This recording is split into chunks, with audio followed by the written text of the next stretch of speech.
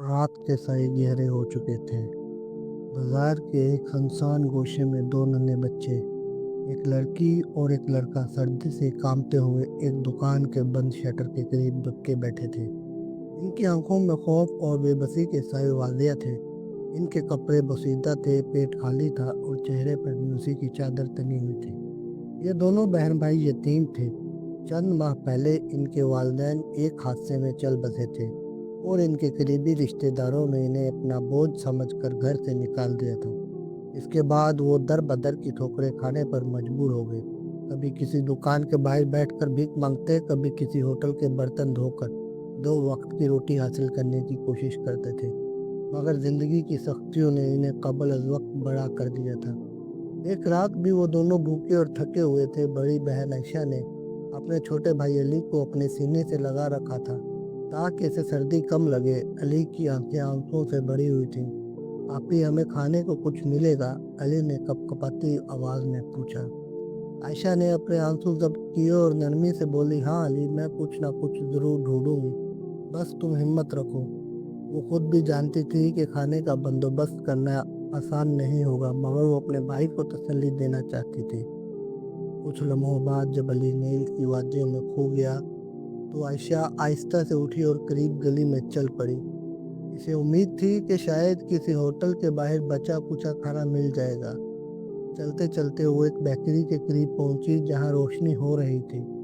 इसने खिड़की से अंदर झांका तो देखा कि बेकरी का मालिक दिन भर की फरोख्त का हिसाब कर रहा था और कुछ बचे हुए बिस्कुट और रोटियां एक थैले में डाल रहा था। आयशा ने हिम्मत करके दरवाजे पर हल्की सी दस्तक दी। बेकरी के मालिक, जो एक नरम दिल इंसान थे, ने दरवाजा खोला और सामने एक मासूम सहमी हुई लड़की को देखकर हैरान हुआ। "बेटी, क्या हुआ?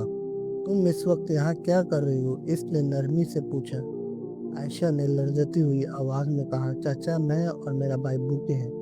अगर आपके पास कुछ बचा हुआ खाना हो तो हमें दे दे।" ये कहते ही उसकी आंखों में आंसू आ गए। बेकरी के मालिक का दिल पिघल गया। इसने न सिर्फ थैले में मौजूद रोटियां और बिस्कुट आयशा को दिए, बल्कि इसे अंदर बिठाया, गर्म दूध दिया और तसल्ली दी। "बेटी, तुम और तुम्हारा भाई कहाँ रहते हो?" इसने मोहब्बत से पूछा। आयशा ने अपनी कहानी सुनाई, जिसे सुनकर बेकरी वाले की आंखें नम हो गई। "बेटी, फिक्र न करो, आज से तुम और अली मेरे साथ रहोगे। मैं तुम्हें अपने बच्चों की तरह रखूंगा, पढ़ाऊंगा और तुम्हें कभी भूखा नहीं रहने दूंगा।" ये सुनकर आयशा की आंखों में खुशी के आंसू आ गए। वो फौरन वापस भागी और अपने सोए हुए भाई को जगाकर खुशखबरी सुनाई। अली ने नींद में मुस्कुराते हुए अपनी बहन के हाथ को मजबूती से थाम लिया। यूं इन यतीम बच्चों की किस्मत बदल गई। वो जो कल तक बेयारो मददगार थे, आज एक नेक दिल इंसान की शफकत के साए में आ गए थे। ये साबित हो गया था कि दुनिया में अभी भी ऐसे लोग मौजूद हैं जो दूसरों के लिए मसीहा बन जाते हैं। यही नहीं, बल्कि बेकरी का मालिक इन बच्चों के साथ एक नए जज्बे के साथ जीने लगा।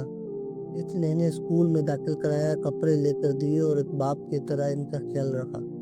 दिन गुजरते गए। अली और आयशा तालीम हासिल करते रहे और अपने नेक दिल सरपरस्त की मदद से एक बेहतर जिंदगी की तरफ बढ़ते गए।